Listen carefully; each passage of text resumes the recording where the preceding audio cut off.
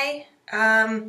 So I've decided to do a makeup tutorial on my daily makeup routine. This is me, barefaced. I have no makeup on. Got some lovely zit action, getting close to that time of the month. So yeah, those are attractive. So I'm gonna go over a couple of my favorite products that I use on the very, very regular. My moisturizer, super cheap. I like cheap. Neutrogena Ultra Gentle Soothing Lotion with Sunscreen. I can't live without these. These are Almay oil-free eye makeup remover pads. They are very good for sensitive eyes. I have very irritable eyes because I'm a contact lens wearer, and so I find that when I use anything else, my eyes water like crazy and I can't see for a couple days. So I love those because they take off even waterproof products, which I don't really wear a lot of, but there are times like when I wear fake eyelashes that I need to take off the eyelash adhesive, and those really help. These are my other favorite MAC wipes. I use these to take off my face, like the foundation and stuff like that. I like them because they break down all types of makeup, leaving absolutely nothing behind. And I feel like that's necessary because I'm prone to things like this. But I've been sleeping in my makeup, which I think is why this is happening. So I've been using this a lot lately. This is my Noxzema blemish pads. I've been using these since junior high and I still love them. They hurt, they burn, and they smell really bad, but they're the only thing that exfoliates my skin the way I want it to and keeps it nice and clear for the most part. But like I said, I got those, so yeah, can't really explain that. So yeah, my makeup routine on the daily is very, very simple. I don't like to do a lot, but I do enough to cover the things that I don't want to see and don't want to share with the rest of the world. So I'm just gonna go ahead and start. Moisturizer, always first. I didn't moisturize for a good chunk of my life. Nobody taught me the importance of it. So I am probably damaged in some aspects that I won't be able to repair. But yeah, I use it every day now because my skin is super dry. From there, I like to use MAC Pro Longwear Concealer. It has like 11 hours of solid wear time. It's oil protecting, and I'm not, like I said, I'm dry, but I still get a really oily T-zone. So I have what you would call normal or combination skin. I get breakouts, but I'm also very dry. So I just put a couple pumps on my hand. I like to use my fingers a lot, even though I have like every brush imaginable in my own personal stash. I just find that fingers work better in things like concealer departments. It doesn't make any sense. So I just kind of start putting it under my eye. I create this like little triangle thing because I have really dark circles. I don't know if you can see, but it's kind of purple in there, and I like to be able to cover that up.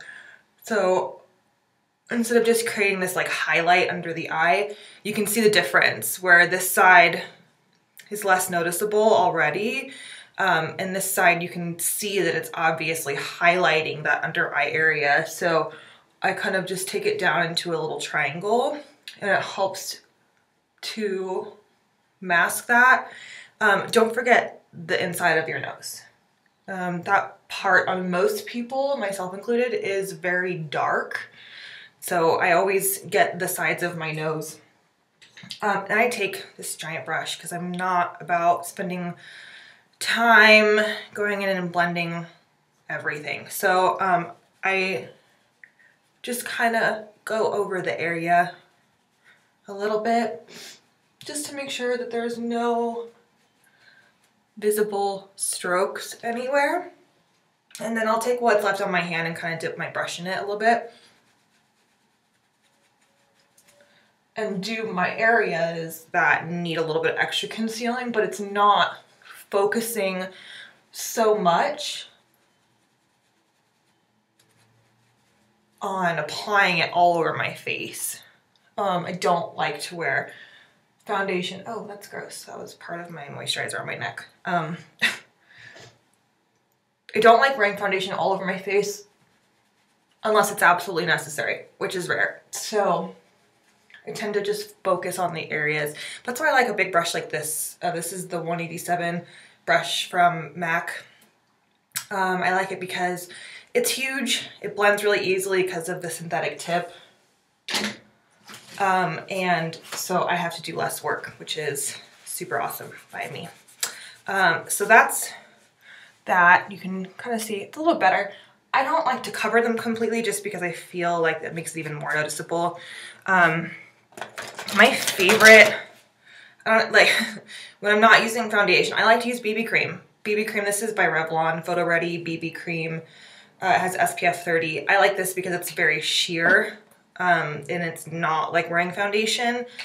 But I just put a little bit on the back of my hand and I just kind of dab it in all the other areas. And I do a combination of rubbing and patting. I pat where I need more coverage. I rub where I need more sheer. I don't like to put makeup on the entire face just because it creates that mask. So even though this is a pretty good color match because it's so sheer, but I tend to avoid putting things down here and pulling it down. So I usually just focus in the center of my face and then blend out from there. And then from there, pretty good coverage. I like to go ahead and I set with the MAC Mineralized Skin Finish Natural. It's a very sheer mineral powder, but it's solid, and that's what I like about it. But it creates just a kind of a finish that's not super mattifying, because to me matte skin looks made up. I like to look somewhat dewy so it looks more natural, not shiny, but just a little bit more on the natural finish side. And then from there I do my eyebrows. You can steal one of these from any makeup counter and I love them. It's just a mascara wand tester. And I just go in and brush my eyebrows up. I'm very sparse on the side, so I have to kind of fill in. This one actually is my good eyebrow. This one is a very weird shape and I don't like it very much. We're not friends. So I use, can you see that? This is a MAC Fling brow pencil. It's totally upside down, or backwards, sorry, because I'm on my MAC. But it's called Fling because I'm a blonde, kind of. And it's just a very thin brow pencil, and that's what I love about it, because I can get really precise with it. Can't do this in the computer screen, so I'm gonna have to use a little compact so you can actually see what I'm doing. So from here, I'm gonna go under my eyebrow right below the natural growth of hair. This creates kind of like a finished look. So that it looks groomed without being drawn in. And then I create the arch, and underneath the natural growth of hair, I'll go in and start creating the tail. And then see how that goes. I still need to create my arch now. So I'm gonna go above the natural growth of hair and create this arch. Let me get as close as I can. It's probably not going to show it very well. I'm realizing now how bad this camera really is. I need to get like an actual camera for filming. But that's, see, look, now it's a little bit darker, but this shape matches that natural shape, which is super cool. That was the point. So I'm just gonna go ahead and do the other side again, right underneath the natural growth of hair, creating a line. Creates a very groomed look. Fill in the tail. I don't go as heavy on this side because I have enough hair over there. So I just kind of fill in, brush through to soften it up. And I have eyebrows. Okay. Where's the lid? There it is. Ah! I just flung it on the floor, so I'll get that later. All right, so from there, I use bronzer. This particular one is almost empty. This is Golden Bronzing Powder from MAC. I also like matte bronze for when I'm more tan, which is hardly ever. So I will use something darker, but this one I like because it's like my winter bronzer. It's not overwhelmingly dark. I didn't get really that tan this summer, so. Giant brush. This is the MAC 150. And I go along the hairline and create kind of like a darkness in my hair. Along the top, and then from there, right along the top of the cheekbone, just very subtly. I create this like, in the industry we call it the Nike swoop. It's not a very technical term, but you follow on the cheekbone and create the Nike swoop. And I go over the bridge of my nose as well, because the whole purpose of bronzer is to make it look like the sun is naturally kissing your skin. And I actually don't use blush on the day-to-day because it's not needed. Again, I'm going for more of like a natural type of look as opposed to a made-up look. Usually from here, I'd be done. A little bit of mascara and that's it. I have a few extra products that I use from time to time. Like I have a couple colors that I'm a huge fan of.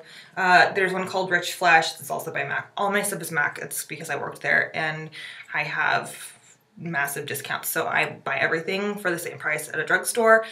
But they have colors like this at Walmart, Target, wherever, that are equally as good. I know because I've tried them all. I just happen to have these because they give them to me.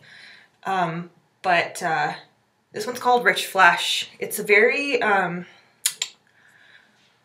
know, it's kind of like a nice neutral, like skin tone color. It's obviously not like skin tone, but it's a lot warmer, so it's not cooler, which I like. I tend to stick to warmer colors just because I'm blonde.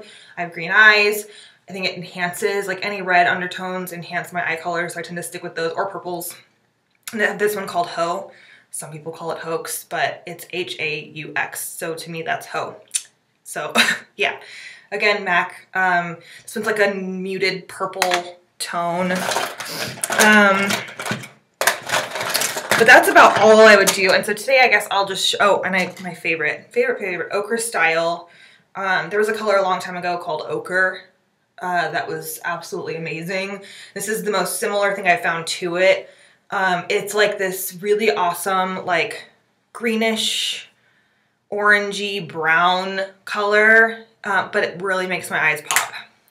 But today I'm gonna do a little bit of this purple. I think that my outfit will look cute with it once I get my shirt on. It's just my cami. So for that, my brushes are dirty. I haven't cleaned them in a while because I don't use them as much anymore now that I'm not doing makeup every day. MAC 217. This is like a, actually I'll put it over here.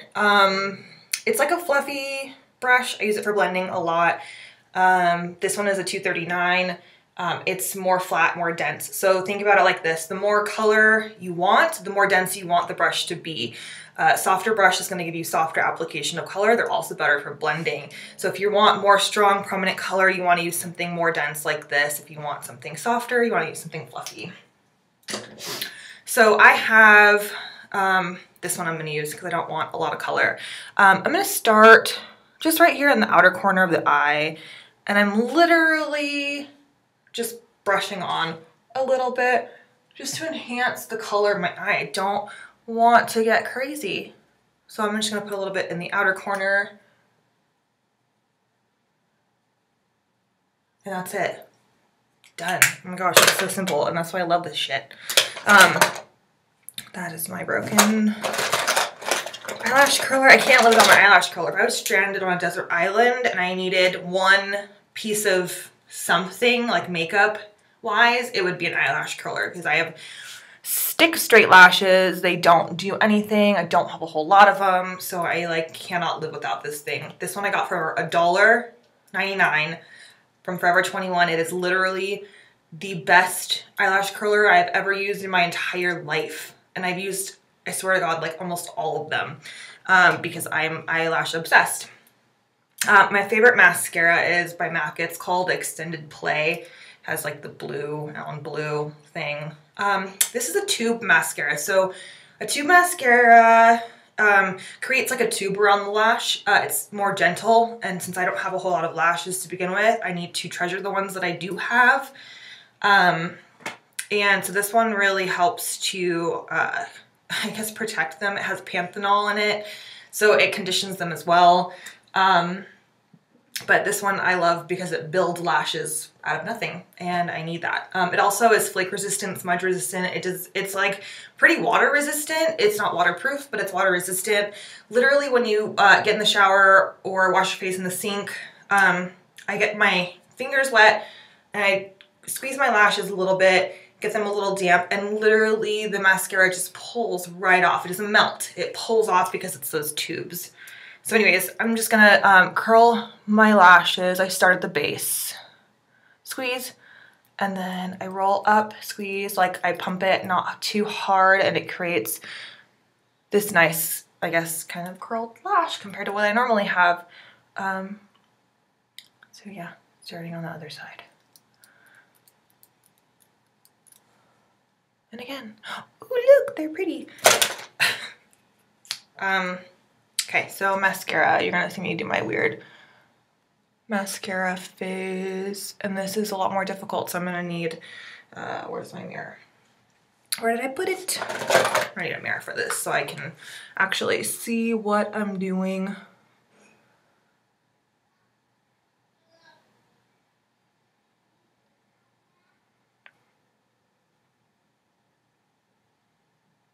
Oopsie, got a little smudgy. I used to be one of those people that did not put mascara on my bottom lashes. I don't know what I did before putting it on my bottom lashes. I feel like it really opens up the eye.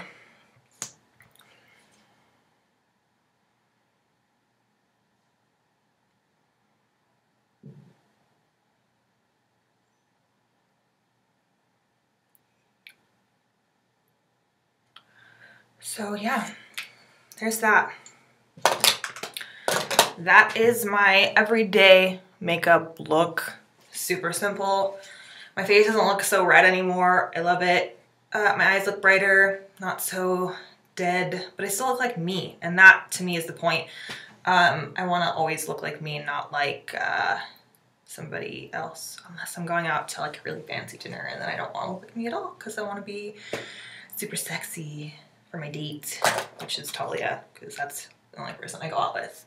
So, yep, that's it. Thank you for watching. Bye.